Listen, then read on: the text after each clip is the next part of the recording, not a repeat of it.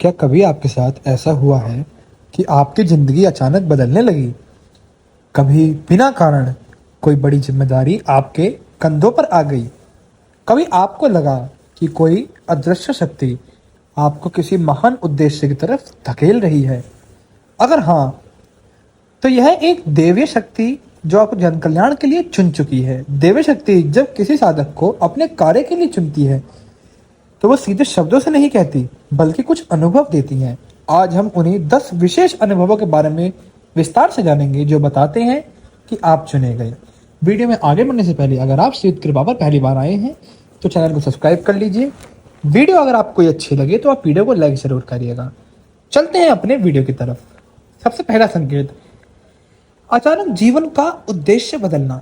शुरुआत में व्यक्ति को लगता है जैसे मान लो उसकी जिंदगी का मकसद धन, आराम, सुख सुविधा पाना है। लेकिन दैवी शक्ति जब किसी को चुन लेती है ना, तो उसके जीवन का जो मकसद है वो पूरी तरीके से बदल जाता है। देखिए, जीवन का मकसद पहले से ही निर्धारित था, बस आपको पता नहीं था। अब आपको बस ज्ञान हो रहा है कि आपके लिए क्या सही है, क्या गलत है। जब भी आप भक्ति, साधना, पूजा कुछ भी करते हैं और कोई शक्ति आपके ऊपर प्रसन्न हो जाती है, तो धीरे धीरे वो आपको आपके उद्देश्य की तरफ खींच के ले जाने लगती है। और जैसे जैसे आप अपने उद्देश्य के जितने करीब जाएंगे, उतना ही आपको समझ में आ जाएगा कि आपका जो उद्देश्य है वो है क्या। क्योंकि जैसा आप कर्म करते हैं, उससे आप अंदाजा लगा पाते हैं कि आपका कर्म है क्या। अगर मान लीजिए आप पूरे दिन पूजा कर रहे हैं, तो आपको समझ लेना होगा कि आपका जो कर्म है वो पूजा करना ही है। या फिर मान लीजिए आपको किसी की सेवा करने का मन करता है, जैसे गौ माता की सेवा करने का मन करता है, किसी इंसान की सेवा करने का, जन कल्याण का, तो आपको समझना होगा कि आपका जो उद्देश्य है वो जन कल्याण है। दूसरा संकेत, कठिनाइयों की परीक्षा। दैवीय शक्ति किसी को बिना परखे आगे बढ़ने ही नहीं देती है। वे उसे चुनने के बाद सबसे पहले उसकी परीक्षा ही लेती है। कुछ साधक कहते हैं कि इतनी परीक्षा होती क्यों है? देखिए, जितनी ज्यादा परीक्षा होगी उतना ज्यादा आप जो है सीखेंगे। आप परीक्षा में पास हो या फेल हो, उससे फर्क नहीं।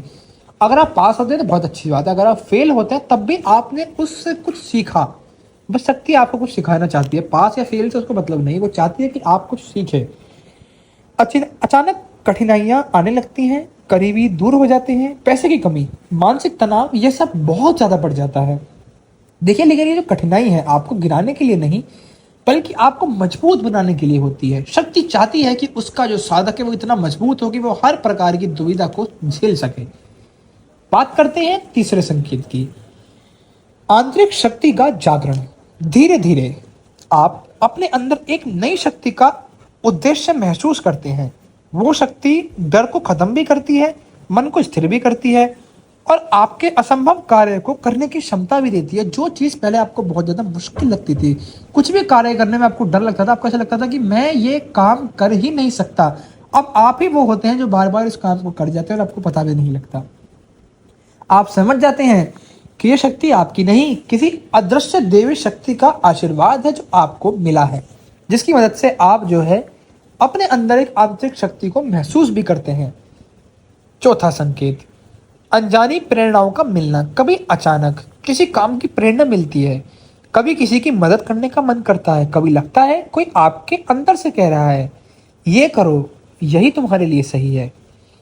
ये प्रेरणा देखो बाहर से नहीं, ये दैवीय शक्ति का मार्गदर्शन होता है। दैवीय शक्ति आपको अपने मुताबिक हर चीज सिखाना चाहती है, क्योंकि देखिए, हमको ज्ञान नहीं है लेकिन शक्ति को हर चीज का ज्ञान होता है।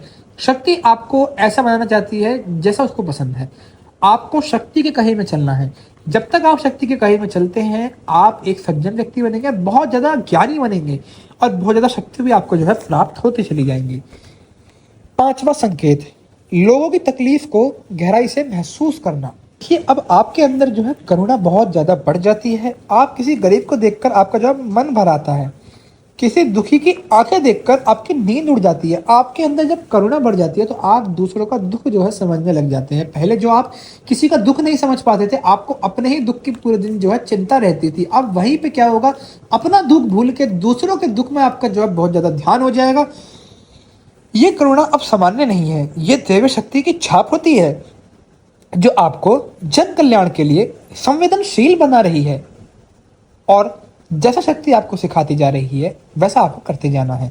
छठा, साधना और मंत्रों में रुचि बढ़ जाना। दैवीय शक्ति जब साधक को चुनती है तो उसके भीतर आध्यात्मिकता के प्रति गहरी रुचि पैदा हो जाती है। आपको मंत्र जाप में अब शांति मिलती है, ध्यान में गहरा सुकून और प्रार्थना में शक्ति का अनुभव होता है। पहले जब आप कोई मंत्र जाप करते थे तो आपका मन जो है बहुत ज्यादा भागता था, आपकी कभी इच्छा ही नहीं होती थी कि मैं मंत्र जाप करूं या मंदिर जाऊं या पूजा करूं। अब क्या होगा, धीरे धीरे जैसे जैसे आप पूजा करते जाएंगे, मंत्र जाप करते जाएंगे, आपको उस चीज में इतना ज्यादा सुकून और शांति मिल जाएगा कि आप कुछ और करने की सोचेंगे ही नहीं। आप सोचेंगे कि मैं पूरा दिन मंत्र जाप कर लूँ, या फिर मंत्र जाप नहीं करते, आपको हवन पसंद है मान लीजिए, तो आप फिर सोचेंगे कि मैं हवन रोज करूँ, करता रहूँ, घंटों घंटों तक बैठा रहूँ। यही होती है देवी शक्ति की सबसे बड़ी कृपा। वो आपको अपनी तरफ खींचने के लिए सबसे पहले यही करती है। बात करते हैं सातवें संकेत की, अदृश्य संरक्षण का अनुभव। कई बार बड़ी बड़ी दुर्घटनाएं जो हैं आपकी अब टल जाती हैं।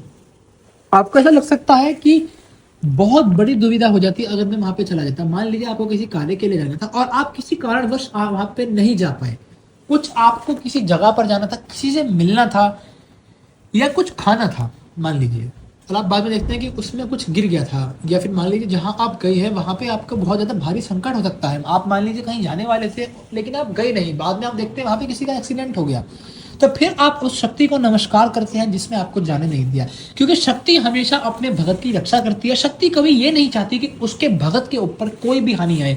शक्ति का सबसे पहला जो कार्य रहता है वो यही रहता है कि वो अपने भगत की सुरक्षा में ढाल बन के खड़ी रहती है, चाहे वो उसकी आंतरिक ताकत हो, चाहे वो अपने भगत को बाहर से जो है प्रोटेक्ट करने की बात हो। शक्ति हमेशा कोशिश करेगी कि वो आपको जो है रास्ता दिखाए और हमेशा आपको जो है सही मार्ग के ऊपर चलाए और आपकी रक्षा करे। बात करते हैं आठवें संकेत की, समाज में अलग दृष्टिकोण बनना। देखिए पहले जो है आप समाज जो कहता था आप उस चीज को स्वीकार कर लेते थे, आप हर चीज को अनदेखा कर देते थे। अब आपके खुद के विचार होते हैं, खुद की एक नई सोच है आपकी, आप जो सोचते हैं वो गलत नहीं है। हो सकता है कुछ लोग आपके खिलाफ हुए क्योंकि आप सबसे अलग सोच रहे हैं, इसका मतलब ये नहीं है कि आप गलत सोच रहे हैं। लोग जो आपकी विचारधारा है उससे प्रसन्न इसलिए नहीं होते क्योंकि आप जो सोच रहे हैं वो आपके लिए तो सही है, औरों के लिए भी सही है, लेकिन मिलता जुलता नहीं है उनकी सोच से। समाज ये चाहता है कि आप वैसा सोचें जैसा समाज सोच रहा है।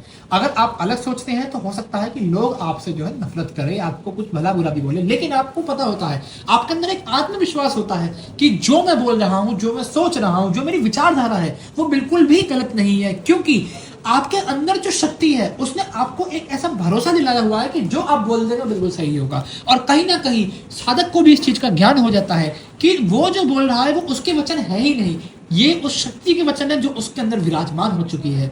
क्योंकि जब भी साधक पहले बोलता था तो उसको ऐसा लगता था कि उसकी बात में वजन नहीं है, अब साधक जब भी कुछ बोलता है तो उसको ऐसा महसूस होता है कि उसके हर एक शब्द में एक बहुत भारी वजन है जिसकी मदद से वो दुनिया को भी हिला सकता है। बात करते हैं नौवें संकेत की, अद्भुत संयोग होने लगते हैं। कभी अचानक आप किसी गुरु से मिल सकते हैं, किसी व्यक्ति से मिल सकते हैं, किसी स्थान पर जा सकते हैं जो आपके लिए बहुत ज्यादा अच्छा साबित होता है। मान लीजिए आप कोई बिजनेस करते हैं, आपको कुछ वहां पे जाके कार्य करना था, किसी से मिलना था, लेकिन आप वहां ना जाकर किसी और व्यक्ति के पास चले गए, आपको वहां से दुगना या तिगना फायदा हो गया। ये कब होने लगता है? जब शक्ति प्रचंड होकर आपके साथ चलने लगती है और फिर शक्ति जो है आपके भले के लिए भी कार्य करती है। इस समाज में आपको रहना है, इस दुनिया में जब आप कलयुग में आए हैं तो आपका सबसे पहला धर्म ही ये है कि आप पैसा कमाएं अपने लिए।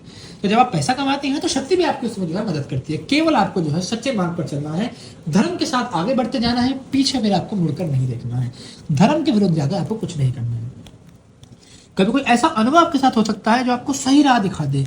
ये सभी तो एक देवीय संयोग होता है और ये देवीय संयोग हर किसी के साथ नहीं होता, लेकिन जिसके साथ होता है तो उसको पहले ही पता चल जाता है कि उसके साथ हो क्या रहा है। बात करते हैं 10वें संकेत की, त्याग और सेवा की भावना का जन्म। पहले जो है आप किसी चीज का त्याग नहीं करते थे, आप अपनी थाली में से एक रोटी भी किसी को ना दे, अब आप पूरी की पूरी थाली सामने वाले को दे देते हैं। पहले आप दान नहीं करते थे, अब आपके जो भाव है वो इतना ज्यादा हो जाएगा कि मैं त्याग करूं, मैं दान करूं, मैं सब कुछ अपना लुटा दूं।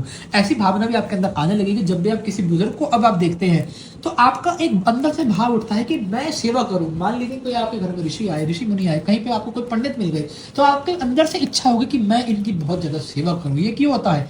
शक्ति चाहती है कि आप जो है अपने कर्म को भी सुधारो। आपके कर्म कब सुधरेंगे? जब आपको दुआ मिलेगी, और दुआ हर किसी को नहीं मिलती मित्र। जिसको मिलती है वो जो है बहुत ज्यादा आगे जाता है और फिर उसके जो कर्म है वो बहुत ज्यादा साफ होने लग जाते हैं। इसीलिए आपको जो है सबसे ज्यादा अपने अंदर त्याग और सेवा की भावना को जगाए रखना है। कभी भी आपको अपनी सेवा की भावना को मरने नहीं देना है। ये 10 अनुभव हर किसी को तो नहीं मिलते, ये तब मिलते हैं जब आपका हृदय शुद्ध हो जाता है, आपके इरादे सच्चे हों और आपकी आत्मा सेवा के लिए तैयार हो। अगर आपको इन अनुभव में से कोई भी अनुभव हो रहा है तो आप मुझे कमेंट करके जरूर बताइएगा। आशा करता हूँ आप सभी को वीडियो अच्छी लगी होगी। अगर आपको ये वीडियो अच्छी लगी तो वीडियो को लाइक जरूर करिएगा, चैनल को सब्सक्राइब करिएगा। मिलता हूँ किसी और वीडियो में, तब तक के लिए जय मां काली।